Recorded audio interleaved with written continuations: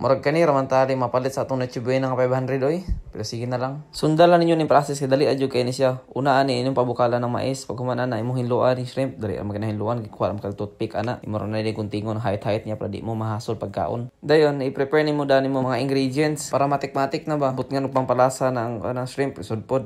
Tabang be puro mo nang butang lasa na. Tapos gimon na siyang prituhon. Gamay ra nga oil. Murag simisugba ra man ni siya.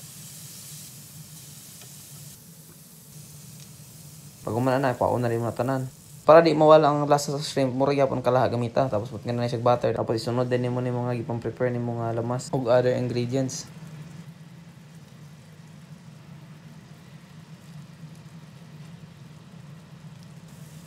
Tayo na jud ni siya. Tapos wala kag Sprite, then lemon.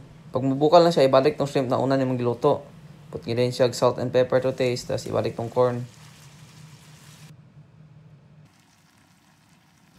Okay, luto naman. So, ma-plating na taan eh.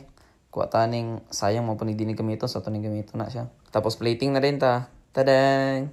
Plating. Bata, para nindot ko siya lang taon para ganado kita makaon. Hala, mga onat ta. Bahalag dalar. Basta kay, diri sa balay. Paksi ang bahaw. Goodbye.